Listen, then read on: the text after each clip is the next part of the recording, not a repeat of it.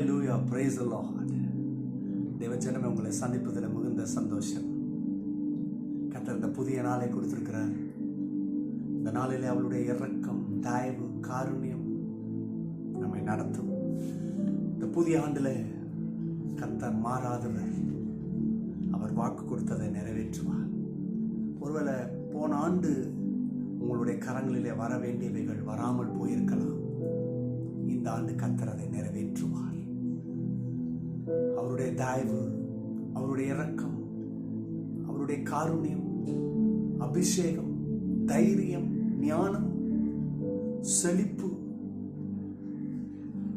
Thank you, தேவ கிருபையிலே நம்மளை நிரப்புவார். ஒருவரை இந்த காலவெளியிலே அந்த அடைப்பட்ட அந்த அறைக்குள்ளே, கதவு பூட்டப்பட்டிருக்கிற அந்த அறைக்குள்ளே தேவ பிரசன்னம் இறங்கி வருகிறது. நம்ம ஒவ்வொருவரையும் அவர் நிரப்புகிறார். ஆனந்த தைலத்திலே நிரப்புகிறார். நன்றி. பிள்ளைகளுக்கு இருக்கிற சோர்வின் ஆவி நீங்கட்டும், தரித்திரங்கள் நீங்கட்டும், பயங்கள் நீங்கட்டும், சோர்வுகள் நீங்கட்டும், குழப்பங்கள் நீங்கட்டும். அப்பா, பிள்ளைகளை தைரியப்படுத்துங்க, பலப்படுத்துங்க. ஓ நன்றி. வழிகளை திறந்து கொடுங்க.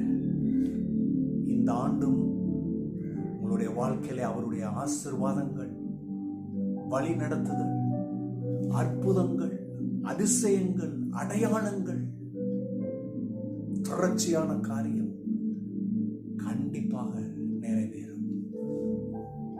அவர் சொன்னதை செய்வார். ஆமென், ஆமென். சோர்ந்து போயிருக்கிறீங்களா?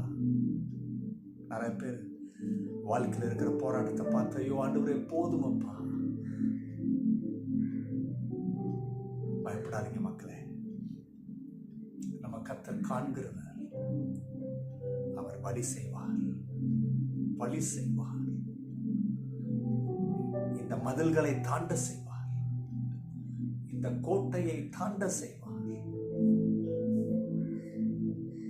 அன்னைக்கு இஸ்ரவேல் ஜனம் பாலைவனத்துல சுத்தி சுத்தி வந்தாங்க, கர்த்தரை நம்பாதனால.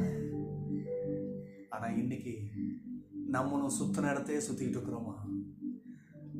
ஒரு முன்னேற்றம் இல்லை. ஆனா இந்த காலவெளியில் அவரை நம்புங்க. பாலைவனத்திலிருந்து கானானுக்குள்ளே அழைத்து செல்வார். இயேசுவே நிறைவேற்றி தாங்கப்பா.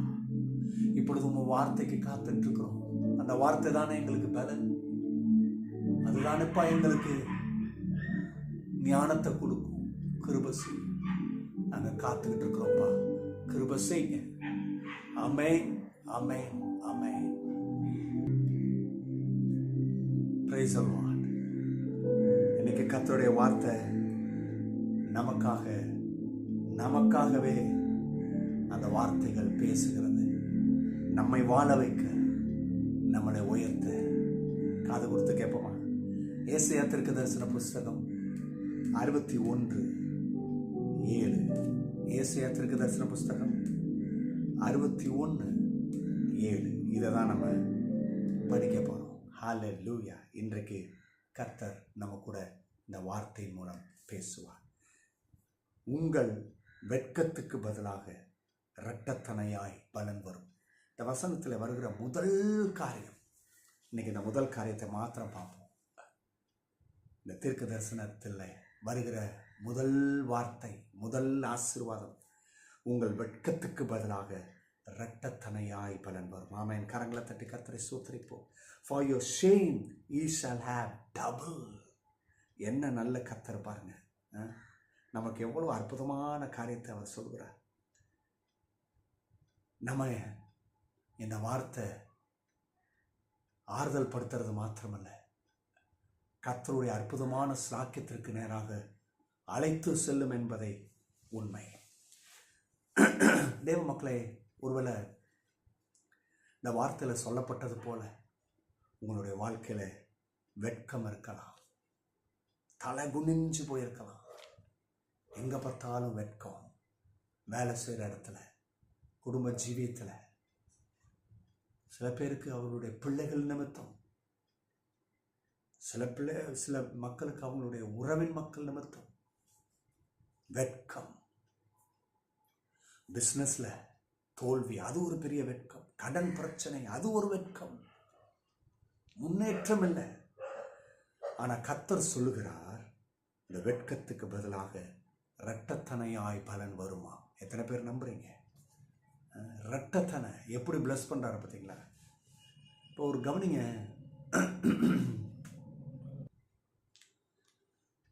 நம்ம வெட்கப்படணும், அந்த வெட்கத்துக்குள்ள செல்லணுன்றது கடவுளுடைய திட்டம் இல்லை.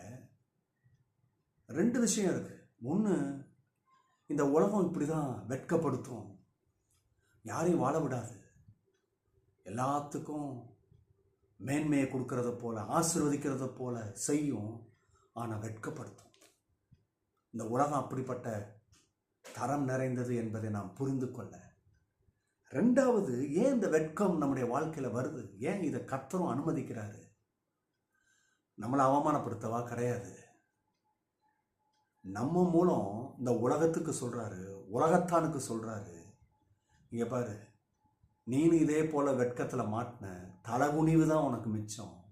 ஆனால் என்னோட நம்பின பிள்ளைகளும், என்னை சார்ந்திருக்கிறவர்களும், என்னை விசுவாசித்தவர்களும் இந்த வெட்கத்தை அவங்களும் ஃபேஸ் பண்ணாங்க.